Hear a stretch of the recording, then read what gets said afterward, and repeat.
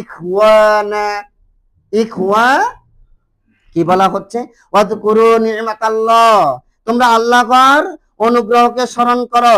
ঈদ ঈদ কুনতুম আদাআন, যখন তোমরা শত্রু ছিলে, ফাআল্লাফা বাইনা কুলুবিকুম, তখন আল্লাহ তোমাদের হৃদয়ে সম্প্রীতি, হৃদ্যতা, প্রীতি, ভালোবাসার বন্ধন, সহমর্মিতা, একজন মুমিন অন্য মুমিনের প্রতি যে একটা অভাবনীয় টান থাকার কথা, একজন মুমিনের প্রতি অন্য মুমিনের এই ভালোবাসা, এই টান আল্লাহ তৈরি করে দিয়েছেন।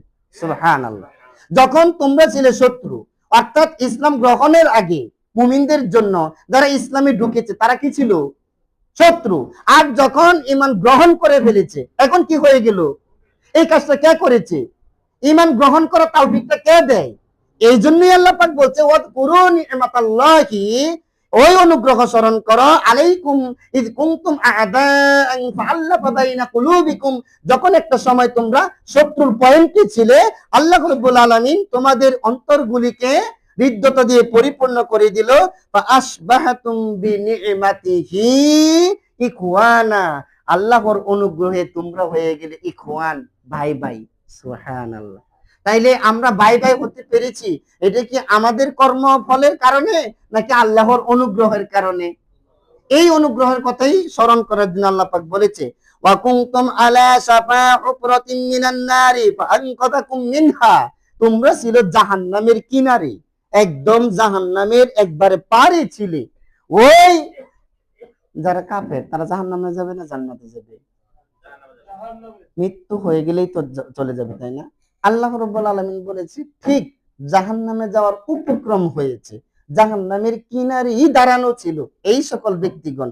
ওই জায়গা থেকে এনে তোমাদের অন্তরগুলিকে আমি এক সুতোয় গেঁথে দিয়েছি, আমি আল্লাহ সেটা করেছি, এই জন্য আমাকে স্মরণ করো। সুবহানাল্লাহ।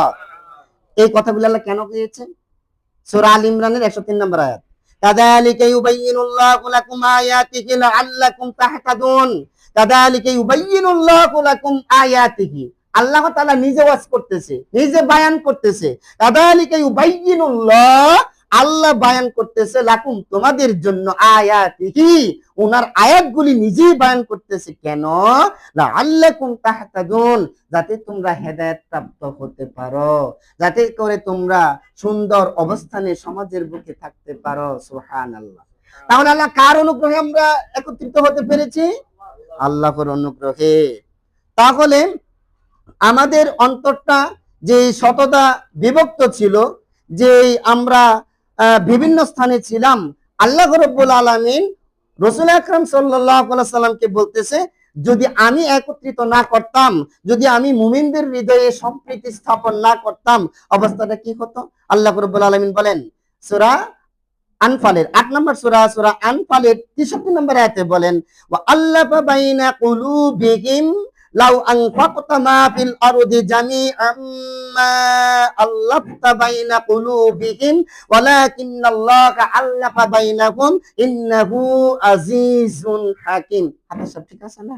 আল্লাহ রাব্বুল আলামিন বলে দিচ্ছে, গোটা পৃথিবীতে যত সম্পদ রয়েছে, গোটা পৃথিবীতে খনিজ সম্পদ এবং তৈল সম্পদ, এরপরে গ্যাস সম্পদ, বনজ সম্পদ, পানি সম্পদ, মৎস্য সম্পদ, গোটা পৃথিবীতে যত সম্পদ রয়েছে সব যদি দিয়ে দিতে, তার পরেও একজন মুমিনের প্রতি আরেকজন মুমিনের টান তৈরি করতে পারতে না, যদি আমি আল্লাহ তৈরি করে না দিতাম। সুবহানাল্লাহ, সুবহানাল্লাহ। তাহলে মুমিনরা, আমি তো একটা কথাও নিজের থেকে বলতেছি না, আমি সূরা বলে দিচ্ছি, হাদিস বলে দিচ্ছি, আয়াত নাম্বার বলে দিচ্ছি, বাস্তবতা দিয়ে দিচ্ছি। পারতাম তো আধা ঘন্টা 1 ঘন্টা কিছু একটা কাহিনী রসালো করে, এটা কি রূপকথার মতো সময় ব্যয় করে আমি নামতে পারতাম না? এর উদ্দেশ্য কি? শুধুমাত্র এই সময়টা ব্যয় করা? জি না, একটা জুমুয়া 1000 বছরের জুমুয়ার কাজ হবে। এর একটা বক্তৃতা আপনার ফ্যামিলির জন্য বরাদ্দ হবে, এর একটা বক্তৃতা আগামী 20 বছরের জন্য ফল দেবে। তার জন্য রাত্রি 2টার সময় উঠেছি, এখনো পর্যন্ত আমি বিছানায় যাইনি। এইগুলি চিন্তা করে সাজাতে হয়, আয়াতগুলি মুখস্থ করতে হয়, ভাবতে হয়। একটা কথা যদি স্লিপ অফ টাং হয়ে যায় তাহলে তো আমি ধরা পড়ে যাব। অনেক চিন্তা ভাবনা করে একটা খুতবাকে সাজাতে হয় শুধুমাত্র জাতির কল্যাণের জন্য। আর যদি পকেট গরমের জন্য করতাম তাহলে সকাল থেকে এই 10টা 11টা পর্যন্ত পড়াশোনা করার কোনো মানে ছিল না, রাত্রে গভীরে উঠে চিন্তা ভাবনা করার কোনো দরকার ছিল না। আর একটাই প্রয়োজন, এই বিষয়টা বাংলাদেশের 18 কোটি মানুষকে তো জানাতে হবেই, গোটা পৃথিবীর 800 কোটি মানুষের মন মগজে ওহির চিন্তাগুলি ডাইরেক্ট দিতে হবে। যার জন্য এই পরিশ্রম আপনাদেরকেও করতে হবে, আমাকেও করতে হবে। সবার পরিশ্রমের ফলে এই পৃথিবী একদিন সুন্দর রূপ ধারণ করবে। কথা কি ঠিক নয়? সবার পরিশ্রমের ফলে হবে, একজন দ্বারা পৃথিবী সুন্দর হবে না।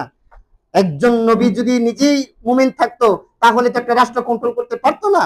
একটা রাষ্ট্রের জন্য ডাক্তারের প্রয়োজন, ডাক্তারও ওই মাইন্ডের হতে হবে। ইঞ্জিনিয়ারের প্রয়োজন, ওই মাইন্ডের হতে হবে। সেনা প্রধানের প্রয়োজন, ওই মাইন্ডের হতে হবে। মুচিরও প্রয়োজন, মুদির দোকানদারেরও প্রয়োজন। অর্থাৎ মেন্টালিটি হবে ওই আলোকে, ওহির আলোকে। কিন্তু এইটা দিচ্ছে না। আমরা পুরো ইসলামটা সমাজে দিচ্ছি না, শুধু দিচ্ছি আমার জন্য মাদ্রাসার জন্য জমি দেন, জমি দেন। এশিয়া মহাদেশে বড় একটা মাদ্রাসা হবে। কতটুকু হবে? যতটুকু হলে না তার গায়ে না লাগে। কতটুকু হবে? 3 দিন ব্যাপী মাহফিল হবে, সারা বাংলাদেশ থেকে লোক আসবে এবং আওয়ামী লীগ বিএনপির লোকগুলি এই প্রধান চেয়ারগুলি দখল করে রাখবে। এরা যাতে খারাপ না হয়, আলোচনা শূন্য মুরগির রোস্ট খায়া যেন আরো 2 লক্ষ টাকা দিতে পারে, এতটুকু ইসলাম দেওয়ার কারণে মানুষ আজ ইসলাম জানছে না। কথা কি ঠিক নয়?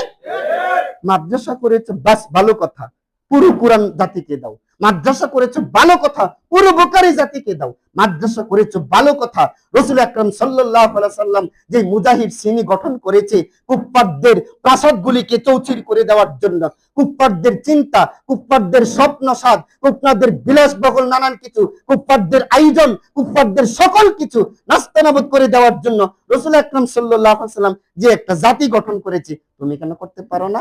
তোমার এই মাদ্রাসা দিয়ে জাতির কতটুকু উপকার হবে? মাদ্রাসা হবে এমন যে মাদ্রাসার একটা ভবন থাকবে অস্ত্র দিয়ে ভরপুর। মাদ্রাসা থাকবে এমন যে অস্ত্রগুলি ডাইরেক্ট শায়েক ব্যবহার করতে পারবে এবং ছাত্ররা প্রয়োগ বিধি, ব্যবহার বিধি জানবে। এইগুলি দিয়ে যাই কুফফার সমাজের এই সুন্দর আয়োজনকে বাধাগ্রস্ত করতে আসবে, অস্ত্র শস্ত্রে সজ্জিত হয়ে ইমাম, খতিব, মুয়াজ্জিন, সভাপতি, সেক্রেটারি, ক্যাশিয়ার সবকিছু ওই সমস্ত দাপটদের আর দৈত্য দানবদের বীজ দাঁত ভেঙে দিতে হবে ওই আলোকে। কথা কি ঠিক নয়? এভাবে যদি গোটা বাংলাদেশ সেজে উঠে 10 বছরে, তাহলে কার মিছিল করা লাগে, মিটিং করা লাগে, হরতাল করা লাগে, ধর্মঘট করা লাগে, রাস্তায় গিয়ে মায়ের বুক খালি হতে হয়? আইনা ভবনের সুযোগ আছে নাকি? আয়া ভবনের সুযোগ আছে নাকি? সুযোগটা হচ্ছে আমাদের মতো শায়েকরা পুরো ইসলামটা জাতিকে না দেওয়ার কারণে। কথা কি ঠিক নয়? দেওয়া শুরু হয়েছে, হবে হবে। আমরা না পারি, চিন্তা দিয়ে যাচ্ছি, আমরা একাদংশ হয়ে যাব। এই চিন্তার বহির প্রকাশ ঘটছে। সুগ্রাম যেমন চতুর্দিকে ছড়ে যায়, ওহি এসেছে ছড়িয়ে যাওয়ার জন্য। এক মুখ বন্ধ করলে 10 মুখ চালু হয়ে যাবে। একজন মুজাহিদকে ধ্বংস করে দিলে কানায় কানায় মুজাহিদরা গর্জে উঠবে, থামাতে পারবে না, থামাতে পারবে না। বলতেছিলাম আল্লাহ মুমিনদের হৃদয়গুলি এক জায়গায় করে দিয়েছে। মুমিনরা কেমন ছিল? ভ্রাতৃত্ববোধের অপূর্ব নমুনা কি ছিল? আল্লাহ রাব্বুল আলামিন 59 নম্বর সূরা হাসরে 9 এবং 10 নম্বর আয়াতে আল্লাহ রাব্বুল আলামিন বলেন, কি বলেন শুনুন। والذين تبوأوا الدار والإيمان من قبلهم يحبون من هاجر إليهم ولا يجدون في صدورهم حاجة مما أوتوا ويؤثرون على أنفسهم ولو كان بهم خصاصة ومن يوق شح نفسه فأولئك هم المفلحون। অর্থাৎ যে সকল মুহাজিররা মাদিনাতে গিয়েছে, মাদিনায় আগেই যে সকল মানুষরা ছিল তারা ঈমান এনেছিল। অর্থাৎ আব্দুল্লাহ ইবনে উবাইকে নেতা বানানোর পর্যায় হয়ে গিয়েছে। এমন এক মুহূর্তে যখন রাসূল আকরাম সাল্লাল্লাহু আলাইহি সাল্লাম মাদিনায় গেল, তখন এই খারাপ নেতা বাদ, ভালো নেতা যেখানে হাজির সেখানে আর তোমাকে মানবো কেন? এই কারণে যতদিন সে বাঁচছিল ইসলামের দুশমনি করেছিল। কারণ মাত্র নেতা হবে এমন একটা পর্যায় থেকে রাসূলকে তারা নেতা মেনে নিয়েছে মদিনাবাসী এবং মুহাজিররা গিয়েছে। একটা ব্যাপার ঘটে গিয়েছে, এই যে একটা হৃদয়ে দাগ সৃষ্টি হয়েছে, এই যে একটা কলিজার মধ্যে যে একটা কাঁপন সৃষ্টি হয়েছে, এই কারণে সারাটা জীবন রসুলের দুশ্মনী করেছে এই আব্দুল্লাহ ইবনে উবাই। তো মুনাফিকদের আলোচনা তো একটা করেছিলাম, আরো 2টা করার দরকার ছিল। তো আমার অভ্যাস হচ্ছে মানে একই আলোচনা বারবার আনতে চাই না। এটা যদি প্রত্যেকদিন একটা সেমিনারের সিস্টেম হতো তাহলে পর্ব দিতাম, মুনাফিক পর্ব 1 2 3 4টা পর্ব দিতাম, তাহলে আলোচনাগুলি সম্পূর্ণটা আমাদের নবদর্পণে আসতো, কবজায় আসতো। তো যখন মদিনাতে মক্কা থেকে লোক গিয়েছিল, আগে যারা ঈমান এনেছিল মদিনাবাসী, এই মুহাজিরদেরকে তারা ভালোবেসেছে এবং মুহাজিরদেরকে যা কিছু দান করেছে এই দানের ব্যাপারে তাদের হৃদয়ের ভিতরে কোনো কার্পণ্য ছিল না, ঈর্ষা ছিল না, বরং নিজেদের থেকে অগ্রাধিকার দিত মুহাজির ভাইদেরকে। কাদেরকে? মুহাজির ভাইদেরকে। মুহাজির বলা হয় যারা হিজরত করে, মনে করেন রংপুর থেকে কিছু লোক ওই নারায়ণগঞ্জে আসছে, নারায়ণগঞ্জের লোকগুলি তাদেরকে তাদের বাসায় খেতে দিল, থাকতে দিল, পোশাক দিল, খাবার দিল এবং নিজেদের আত্মীয়ের মধ্য থেকে ভালো ধার্মিক মেয়েদেরকে বিয়ে করিয়ে দিল, নানাভাবে সাহায্য সহযোগিতা করলো। এরা হচ্ছে আনসার। এরা কি? আগামী জুমায় চেষ্টা করব আনসারের উপরে খুতবা দেওয়ার জন্য, ধারাবাহিকভাবে আসতেছে আনসার। বাংলাদেশে আনসার লীগ আছে না? এই আনসার ইসলাম থেকে নিয়েছে। আনসারের কাজ কি এটা বোঝাবার চেষ্টা করবো আগামী জুমায়। তো এই সকল মুহাজিরদেরকে তারা দান করেছে। কেমন? সাদ বিন রবি এবং আব্দুর রহমান বিন আউফ। আল্লাহ রাসূল সাল্লাল্লাহু আলাইহি ওয়াসাল্লাম আব্দুর রহমান বিন আউফকে সাদ বিন রবি বলতেছে, হে ভাই, আমার 2জন স্ত্রী রয়েছে, আমি 2জন স্ত্রী তোমার সামনে আমি তুলে ধরলাম। তখন পর্দার আয়াত নাজিল হয় নাই। যেটা বেশি সুন্দরী, যেটা বেশি মানে তোমার চোখে পড়ে, এই স্ত্রীটা তুমি চয়েস করবা, আমি তাকে তালাক দিয়ে দেব, তুমি তাকে বিয়ে করে নাও। সুবহানাল্লাহ। এই আয়াত সেই ক্ষেত্রে নাজিল হয়েছে সূরা হাশরের 9 এবং 10 নম্বর আয়াত। বলছে ধরে নিয়ে গেছে এই এই এই আমার জমি, এখান থেকে অর্ধেক আমি তোমাকে দিয়ে দিলাম। তখন আব্দুর রহমান বিন আউফ বলল, দেখো আমরা ব্যবসা করে অভ্যস্ত, আমাদের এই তোমাদের এই জমি জমা এগুলি লাগবে না, বাজার দেখিয়ে দাও, আমরা বাজারে ব্যবসা করে আমরা আমাদের পুঁজি সংগ্রহ করতে পারবো, জীবন ধারণ করতে পারবো। ইসলামটা কিন্তু ব্যবসায়িক হালতেই বাংলাদেশে এসেছে। আরবের বণিকরা পৃথিবীতে বাণিজ্যিক বেশি গিয়েছে, তারা তাদের আচরণ দেখেছে, সালাত দেখেছে, শিষ্টাচারিতা দেখেছে, সভ্যতা দেখেছে, সহমর্মিতা দেখেছে, প্রতিবেশীর প্রতি আচরণ দেখেছে, সবকিছু দেখে যেখানে গিয়েছে সেখানেই মানুষ বাস করে ফেলেছে। ইসলাম সৌন্দর্য দেখে এভাবে গোটা পৃথিবীতে ছড়িয়েছে। তখন এইগুলি দিয়ে দিল এবং নিজেদের প্রয়োজন ছিল। আল্লাহ রাব্বুল আলামিন বলছে, ওয়া ইউতিরুনা আলা আনফুসিহিম ওয়ালাউ কানা বিহিম খাসাসা, নিজেদের প্রয়োজন থাকা সত্ত্বেও অন্যদেরকে নিজেদের উপর অগ্রাধিকার প্রাধান্য দিয়েছে। সুবহানাল্লাহ। এই ব্যাপারে হাদিসে আসছে, রিয়াদুস সালিকিনের 2 নম্বর খণ্ডের 84 নম্বর পৃষ্ঠার মধ্যে এসেছে, আন আবি হুরায়রা রাদিয়াল্লাহু তাআলা আনহু قال قال রাসূলুল্লাহ সাল্লাল্লাহু আলাইহি ওয়াসাল্লাম, বিশিষ্ট সাহাবী জলিলুল কদর সাহাবী আবু হুরায়রা থেকে বর্ণিত, তিনি বলেন, একবার একজন ব্যক্তি আল্লাহ রাসূল সাল্লাল্লাহু আলাইহি ওয়াসাল্লাম দরবারে এসে বলল, ইয়া রাসূলুল্লাহ, আমাকে কিছু খেতে দেন। তখন আল্লাহ রাসূল সাল্লাল্লাহু আলাইহি ওয়াসাল্লাম একজন সাহাবীকে ঘরের দিকে তাকালেন, বিবি সাহেবাকে বললেন, ঘরে কিছু আছে কি? তিনি বলল, যে আল্লাহ আপনাকে সত্য সহকারে দুনিয়াতে পাঠিয়েছে ওই আল্লাহর কসম, ঘরে খাবারের কিছু নাই। প্রত্যেকটা বিবির কাছ থেকে যখন এইরকম জবাব আসলো, তখন আল্লাহ নবী বললেন, আমার এই মেহমানকে মেহমানদারি করার মতো তোমাদের মধ্যে কে আছে? তখন একজন সাহাবী দাঁড়িয়ে গিয়েছিল। অন্য আরেক হাদিসে এসেছে, সেই সাহাবীর নাম হচ্ছে হযরত তালহা রাদিয়াল্লাহু তাআলা আনহু। তখন বললেন, ইয়া রাসূলুল্লাহ, আমাকে দিয়ে দেন। এই রাসূলুল্লাহর এই মেহমানকে নিয়ে বাড়িতে যাওয়ার পরে তিনি বললেন, ক্বালা লি ইমরাআতিহি, তার স্ত্রীকে বললেন, হাল ইনদাকা শাইউন, ঘরে কিছু আছে কি? তখন ফাকালাত, ওই মহিলা জবাব দিল, লা ইল্লা কুতু সিবিয়ানি, বাচ্চারা খেতে পারে, এতটুকুন খাবার ছাড়া আর কিছুই নাই। তখন ওই সাহাবী বলল, আলাইকুম বিশাইইন, তাদেরকে কোনো কিছু দিয়ে বুঝ দিয়ে রাখো। ওয়াইদা দাখালা দাইফুনা, যখন আমাদের ঘরে মেহমান প্রবেশ করবে, ফানুমিহিম, তাকে ঘুম পাড়িয়ে দিও, তাকে ঘুম পাড়িয়ে দিও। ফাতফি সিরাজা, বাতিটা নিভিয়ে দিও। ওয়া আরিবিকি আন্না নাআকুলু, আর এই বাপখানা বুঝিয়ে দিও আমরা খাচ্ছি। ফাকাউদু, তারা যখন খেতে বসলো তখন তারা খাবারের বান ধরলো।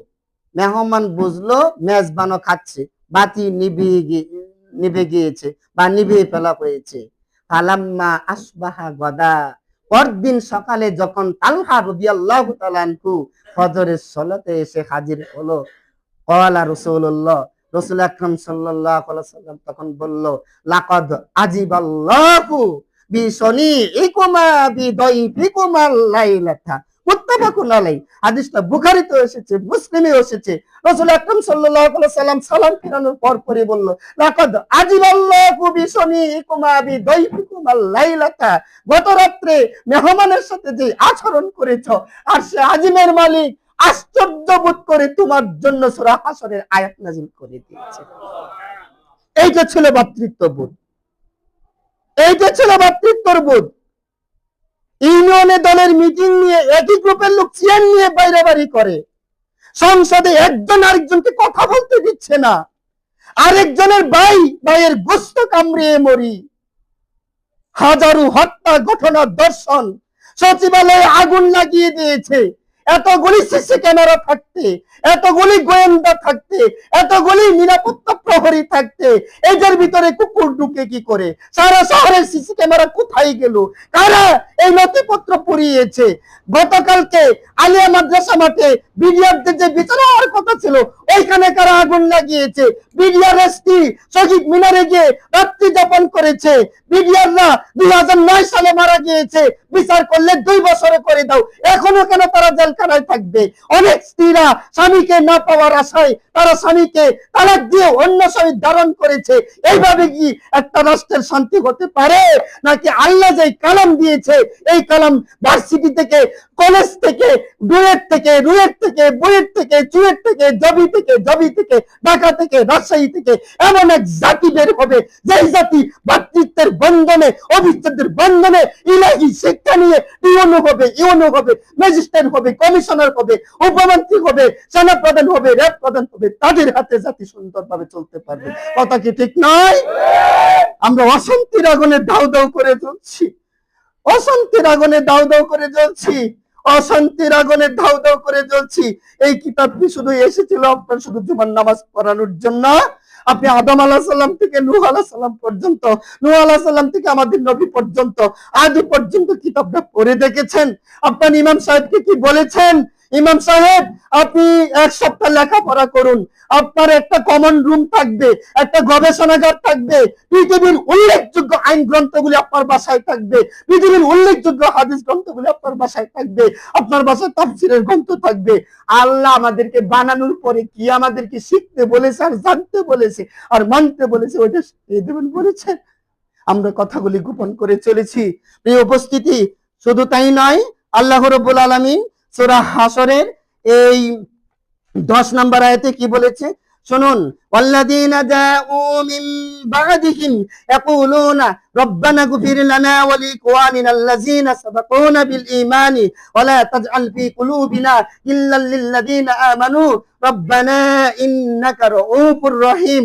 আল্লাহ পাক শিখিয়ে দিয়েছে, তোমাদের যারা আগে ঈমান এনেছে, খাব্বাব, খুবাইব, তোমাদের আগে যারা ঈমান এনেছে, ঈসা আলাইহিস সালামের উম্মতেরা, তোমাদের আগে যারা ঈমান এনেছে, মুসা আলাইহিস সালামের উম্মতেরা, তোমাদের আগে যারা ঈমান এনেছে, বিগত নবী রাসূলদের উম্মতেরা, তারা যখন ঈমান আনার কারণে চলে গিয়েছে, মারা গিয়েছে, মর্যাদায় তারা তোমাদের আগে রয়েছে, তাদের জন্য বলো, ইয়াকুলুনা, বলো, রব্বানা গফির লানা, হে আল্লাহ তুমি আমাদেরকেও মাফ করে দাও, ওয়ালি ইখওয়ানিনাল্লাযীনা, ওই যে ইখওয়ানিনাল্লাযীনা সাবাকুনা বিল ঈমান, যারা আমাদের আগে ইমানের দিক থেকে অগ্রসারিতে পৌঁছে গিয়েছে, আল্লাহ তুমি তাদেরকেও মাফ করে দাও। সুবহানাল্লাহ। শুধু ভাইয়ের জন্য দোয়া অব্যাহত রাখতে হবে। আল্লাহ কবরে তাদেরকে শান্তিতে রাখো, হাসরের ময়দানে একটা ভালো প্লেস তুমি তাদেরকে দিও, এবং তাদেরকে সসম্মানে জান্নাতের অধিকারী বানিয়েও। এটা হচ্ছে আমরা যারা জীবিত আছি, আমাদের এই হৃদয়ের গহীন থেকে এই দোয়াটা তাদের জন্য আশা লাগবে। এই দোয়া যদি আমি রাত্রে করি, সকালবেলায় কি চেয়ার নিয়ে বাইরে বাড়ি করতে পারি? এই শিক্ষা কি আদৌ পর্যন্ত আমাদেরকে দেওয়া হয়েছে? আদৌ পর্যন্ত? কত রকমের কোচিং সেন্টার আছে, কোচিং সেন্টারে কি লেখা হয়? নজরুলে কবে জন্মগ্রহণ করছে, নজরুলে কবে প্রমীলাকে বিয়ে করছে, রবীন্দ্রনাথ কবে ওই ভারতে প্রস্রাব করছে, প্রস্রাবের ডেটটা পর্যন্ত লিখে রাখা হয়। এইটাই বিসিএস ক্যাডারের প্রশ্ন হয়। কথা কি ঠিক নয়? কে কাকে বিয়ে করলো, কে কোন দিন প্রস্রাব করলো, কে কোন দিন গীতাঞ্জলি দিল, কে কোন দিন এই বাতাস উড়ালো, পায়রা উড়ালো, এইগুলি দিয়ে জাতির মাথা তৈরি হবে, নাকি আকাশ এবং জমিনের মালিক যেটা দিয়েছে ওইটা দিয়ে জাতির মাথা ঠিক হবে? ওইটা দিয়ে জাতির মাথা ঠিক হবে। আপনি কি মনে করেন কিছুই বুঝি না? বলতে পারেন হুজুর টিনের মসজিদের ইমাম হয়ে এত বড় বড় কথা বলেন, চ্যালেঞ্জ যে কোনো উন্মুক্ত ময়দানে নিয়ে আসুন। আমি দলিলের ভিত্তিতে, ইতিহাসের ভিত্তিতে এবং ডকুমেন্টের ভিত্তিতে আমি যদি আপনাকে অশিক্ষিত প্রমাণ করতে না পারি, কোনোদিন আল্লাহর কসম আমি মসজিদের দায়িত্ব নেব না। পড়াশোনা করে তারপরে মেম্বারে উঠি। দেখি অহংকার? জি না। আপনার ইমানি বিষয়কে চাঙ্গা করার জন্য আমি এই কথা বলছি। যেদিন থেকে আমি বুঝেছি জাতিকে কোরআন হাদিস দিতে হবে, সেদিন থেকে চিন্তা ভাবনা ভিন্ন পথে পরিচালিত হচ্ছে। প্রিয় উপস্থিতি, তাদের জন্য দোয়া করতে হবে, তাদের জন্য কোনো হিংসা বিদ্বেষ রাখা যাবে না। আল্লাহ রাব্বুল আলামিন তাদের ব্যাপারে বলেছে, রব্বানা, হে আমাদের রব, ইন্নাকা রাউফুর রহিম, নিশ্চয়ই আপনি রউফ, অতিশয় দয়াশীল, রহিম, আপনি তো দয়াশীল এবং পরম করুণাময়। আগের ভাইদেরকেও মাফ করে দাও। আমরা যারা আসি, কত ভুলভালে আমাদের দিনগুলি কাটে, কত বিচ্যুতির মাধ্যমে রাতগুলি কাটে। আল্লাহ তুমি আমাদেরকেও মাফ করে দাও। এটা হচ্ছে ইমানদারদের ব্যাপার। ইন্নামাল মুমিনুনা ইখওয়া, মুমিনরা থাকবে ভাই ভাই। আল মুমিনু কাজাসাদিন ওয়াহিদ, মুমিনরা থাকবে একটা দেহের ন্যায়। দেহের একটা আঙ্গুল, যেমন এই আঙ্গুলটা কেটে ফেললে সারা শরীরে যেমন ব্যথা হবে, ইন্দোনেশিয়ার একজন বোনকে যদি কেউ তার ইজ্জতের উপর হামলা দেয়, আমাদেরকে খেপে যেতে হবে। মুমিনরা হচ্ছে প্রাচীরের ন্যায়, একটা ইট যেমন আরেকটা ইটের সাথে মিশে থাকে। এরপরে সর্বোচ্চ কথা হচ্ছে 48 নম্বর সূরা, সূরা ফাতিরের সর্বশেষ আয়াত আল্লাহ রাব্বুল আলামিন বলেন, মুহাম্মাদুর রাসূলুল্লাহ ওয়াল্লাযীনা মাআহু আশিদ্দাউ আলাল কুফারি রাহমাউ বাইনাকুম তারাকুম রুকআন সুজ্জাদান ইয়াবতাগুনা ফাদলাম মিনাল্লাহ ওয়া রিদওয়ানা সীমাকুম ফি উজুহিহিম মিন আতারিস সুজুদ যালিকা মাসালুকুম ফিত তাওরাত ওয়া মাসালুকুম ফিল ইনজিল। আল্লাহ রাব্বুল আলামিন বলেন, মুহাম্মাদুর রাসূলুল্লাহ, তিনি হচ্ছেন আল্লাহর রাসূল, মুহাম্মদ হচ্ছে আল্লাহর রাসূল, ওয়াল্লাযীনা মাআহু, তিনার সাথে যাহারা রয়েছে, আশিদ্দাউ আলাল কুফারি রুহামাউ বাইনাকুম, এই নবীজির সাথে যারা রয়েছে গোটা পৃথিবীর কাফেরদের প্রতি তারা হবে বজ্র কঠোর, অত্যন্ত সিদ্ধাত। ইন্না বাশশা রাব্বিকা লাশাদীদ, তারা হবে অত্যন্ত কঠোর কাফেরদের প্রতি। রুহামাউ বাইনাকুম, আর মুমিনদের প্রতি হবে ফুলের পাপড়ির ন্যায় কোমল। সুবহানাল্লাহ। বোঝা লাগবে এখানে কথাটা। গোলাপ ফুলের পাপড়ি দেখছেন, একটা পাপড়ি থেকে আরেকটা পাপড়ির দূরত্ব কি অনেক, নাকি গ্যাসাগেসির কারণে কি তারা থাবড়া থাবড়ি কইরা কোনোদিন কি মানে বিচ্ছিন্ন হয়ে গেছে, নাকি একদম রুদ্রে না জ্বরা পর্যন্ত জ্বললে পুরো ফুলটাই কিন্তু একদম কাবু হয়ে যায়? দেখছেন? তাহলে মুমিনরা থাকবে ফুলের পাপড়ির নেই, একজন আরেকজন এমন ভাবে থাকবে। ছোটখাটো কিছু বিষয় হলে ওই যে আল্লাহ পাক বলছে ফাসলিকু বাইনা আকাওয়াইকুম, নিজেরা সংশোধন করে নেবে। আল্লাহ পাক বলছে গোটা পৃথিবীর সম্পদ দিয়েও মুমিনদেরকে এক জায়গায় করতে পারতে না, আমি আল্লাহ করে দিয়েছি। সুতরাং তারা হবে এমন একটা অন্তরের ন্যায়, ফুলের পাপড়ির ন্যায়। এরা তখন পৃথিবী দাপড়িয়ে বেড়াবে। ওদের উপর যারা চোখ রাখবে, এক যুগে তাদের ওই চোখের কুটুরি ভিতর থেকে বের করে নিয়ে আসবে। পৃথিবীর কোন প্রান্তে যদি মুসলিমা বোনের উপর হামলে পড়ে, তাহলে এই রাজ্যের ইমানদারদের ঘুম নষ্ট হবে, যতক্ষণ না পর্যন্ত ওই বকাটে, ওই দুশ্মনের তার শিরচ্ছেদ না করছে, ততক্ষণ পর্যন্ত মুমিনরা হবে ফুলের পাপড়ির নেই। তারা রুকআন সুজ্জাদাই ইয়াবতাগুনা ফাদলাম মিনাল্লাহ, তারা তাদেরকে দেখবেন রুকুরত অবস্থায় আছে, সিজদারত অবস্থায় আছে। তারা চাই কি? ইয়াবতাগুনা ফাদলাম মিনাল্লাহ, তারা আল্লাহর অনুগ্রহ চায়, ওয়া রিদওয়ানা, আল্লাহর সন্তুষ্টি চায়। এই কথাগুলি কোথায় আছে? যালিকা মাসালুকুম ফিত তাওরাত, এই কথাগুলি তাওরাতেও ছিল, ওয়া মাসালুকুম ফিল ইনজিল, এই কথাগুলি ইনজিলেও আছে। সুবহানাল্লাহ। শুধু আমাদের কোরআনেই আছে তা নয়, আল্লাহ বলে দিচ্ছে মুমিনদের অবস্থাটা কেমন, এটা ইনজিলেও আছে, এটা তাওরাতেও আছে। এই কোরআন যখন আপনি পড়বেন, বুঝে শুনে পড়বেন, ঈমান শুধু বাড়তেই থাকবে।